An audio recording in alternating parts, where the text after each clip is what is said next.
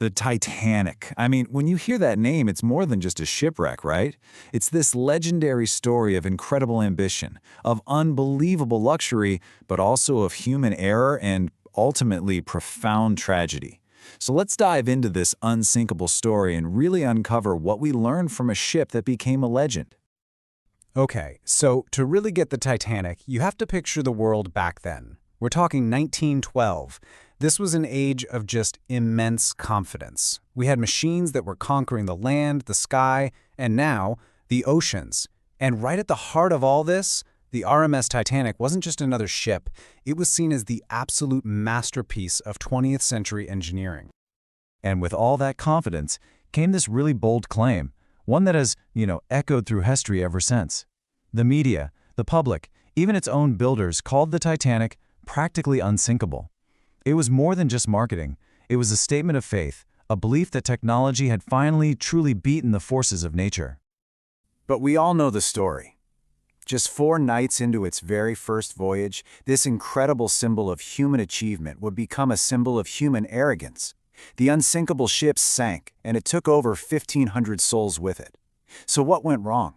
How could the best of modern engineering meet such a catastrophic end? You see, the Titanic was actually born out of a pretty fierce rivalry between shipping companies. But its owner, the White Star Line, they weren't trying to build the fastest ship, no. They were going for grandeur. The whole point was to create the most magnificent, the most comfortable, the most luxurious ship the world had ever seen. Basically, a floating palace designed to rule the Atlantic. Now, the key to its whole unsinkable reputation was this pretty revolutionary design. The Titanic had 16 watertight compartments in its hull. The idea was, even if 4 of these compartments were totally flooded, the ship would still stay afloat. But, and this is the crucial part, here was the fatal flaw. The walls separating these compartments didn't go all the way up to the top deck. So if too many filled with water, it would just spill over the top into the next one, and then the next one, kind of like filling up an ice cube tray. The thing is, the sinking wasn't because of just one mistake. It was a perfect storm of failures. It was this whole chain reaction of ignored warnings, tiny details that were overlooked, and fateful decisions that all lined up to seal the ship's destiny. The voyage started with a bit of a bad omen. On April 10th, right as it was leaving port, the Titanic's massive size nearly sucked a smaller ship right into its path. The next couple of days, though, were smooth sailing. But then comes April 14th, the day of the disaster. On that day, the ship's radio operators got at least six distinct warnings about huge ice fields directly in their path. And yet, the ship just kept going, full steam ahead. So you're probably asking, why didn't they slow down? Well, there was pressure to arrive in New York on time. And honestly, the belief in the ship's own invincibility was stronger than any warning. To make matters worse, the sea that night was unusually calm and dark. That meant there were no waves breaking against the base of the iceberg, making it almost invisible. And then there's this. The lookouts in the crow's nest didn't have binoculars.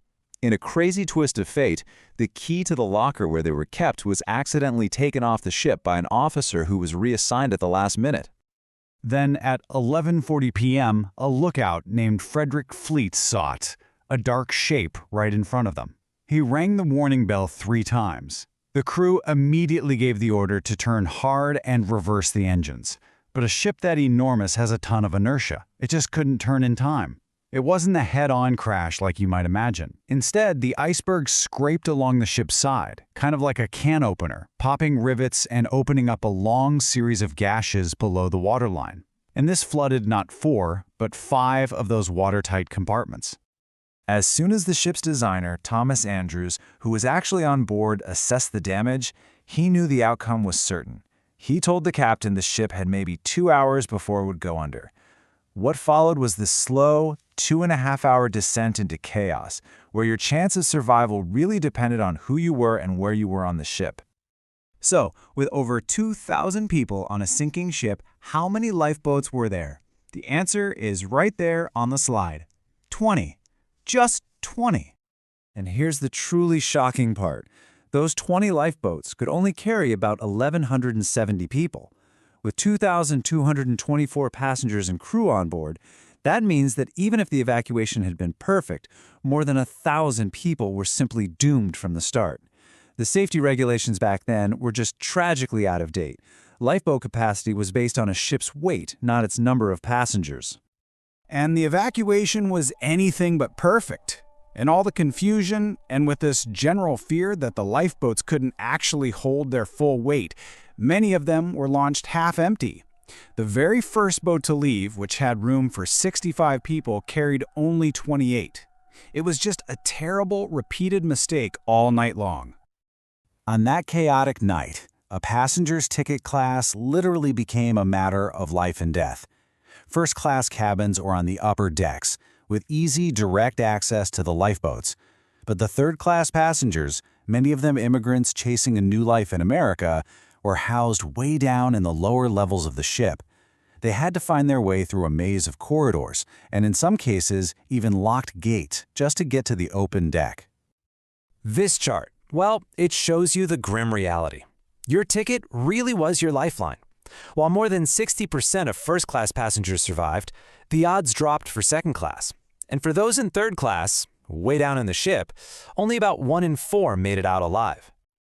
As the front of the ship plunged deeper and deeper, the back end rose high up into the air, creating this final, horrifying silhouette against the stars. The stress on the ship's body became too much.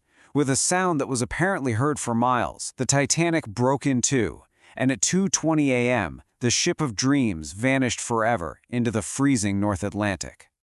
Of the 2,224 people on board, only 706 were pulled from the lifeboats by the rescue ship Carpathia hours later. That means over 1,500 people died in the disaster, most of them from hypothermia in the freezing -2 degrees Celsius water.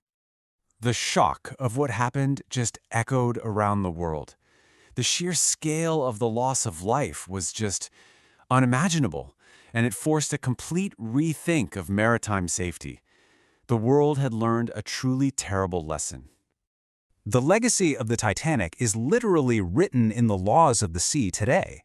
Because of the disaster, the International Ice Patrol was formed to track icebergs in the North Atlantic. Radio rooms on ships became mandatory 24/7 operations, and maybe most importantly, it is now the law that every single ship must carry enough lifeboats for every single person on board. In the end, the Titanic isn't just a story about a ship. It's an enduring warning about overconfidence, about the dangers of believing that our creations are perfect, and about what happens when we mistake technological progress for true invincibility. So I'll leave you with this question. Over 100 years later, is it a lesson we've truly learned?